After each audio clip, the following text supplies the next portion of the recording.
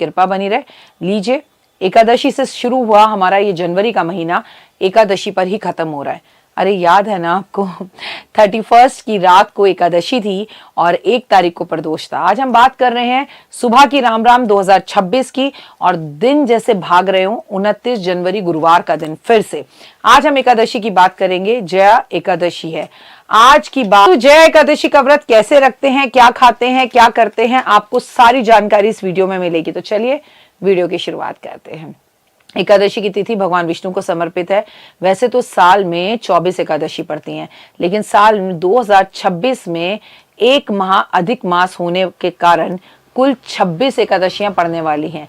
जया एकादशी पापों की मुक्ति दिलाने वाली है, सौभाग्य और वृद्धि को दिलाने वाली है, जीवन में शांति प्राप्त करने वाली है, बहुत प्रभावशाली मानी गई है। मान्यता है कि इस दिन किया गया व्रत कर्म विचारों को शुद्ध करता है और भगवान विष्णु की विशेष कृपा दिलाता है। स्कंद पुराण में भी एकादशी के व्रत के बारे में विस्तार से बताया गया है।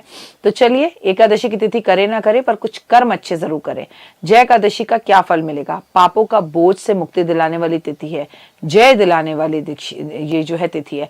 जय एकादशी पर ऐसी एकादशी माना गया है जो इंसान की गलतियों और नेगेटिविटी जो उसके अंदर हो, उसके कर्म हो, उनसे मुक्ति दिलाने में मदद करती है। मान्यता है कि इस दिन व्रत करने से पापों को मुक्ति मिलती है, मन शांत और स्थिर होता है। इस व्रत का पालन करने से मन में सकारात्मक असर पड़ता है।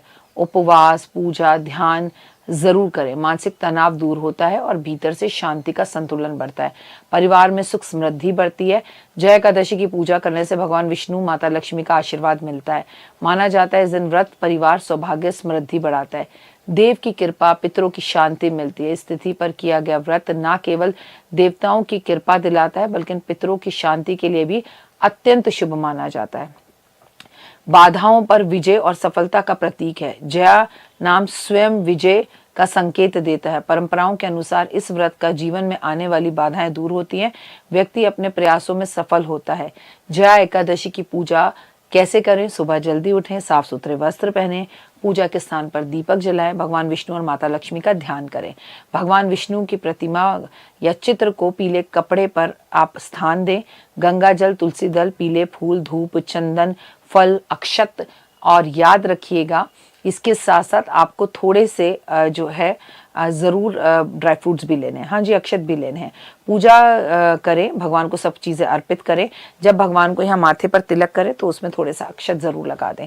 आप वहीं पर बैठे कर एकादशी की जो है कथा जरूर करें, फिर अंत में आरती करें। जय एकादशी पर क्या करें? दिन भर पानी पिएं, बहुत अच्छा है। फल खाएं, हल्का फुल्का चाय ले सकते हैं, ड्राई फ्रूट्स ले सकते हैं। शाम को एक टाइम का खाना खाएं या अगले दिन पारण करें।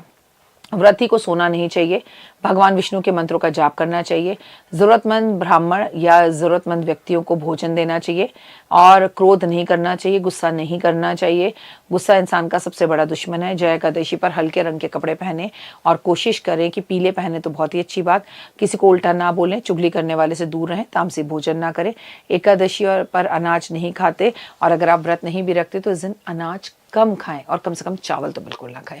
जया एकादशी पर व्रत का पालन, व्रत जो आपके पापों का नाश करता है, मानसिक शांति और सकारात्मकता देता है, घर में सुख शांति और समृद्धि देता है। इस व्रत के पितरों का, देवताओं का आशीर्वाद मिलता है। इस व्रत को करने से आपको कई गुना लाभ मिलता है। अगर आप व्रत नहीं भी रखते तो इस दिन भगवान विष्णु और लक्ष्मी जी की पूजा जरूर करें। आपके परिवार में सुख समृद्धि, वैभव, यश, आत्मबल आता है, खुशियां रहती हैं, महालक्ष्मी की कृपा पर बनती है। इसलिए जया एकादशी का व्रत आपको जया दिलाने वाला है। और भूलिए मत, अगर एकादशी का सहयोग गुरुवार वाले दिन हो तो ये हमें कई गुना लाभ देने वाला होता है।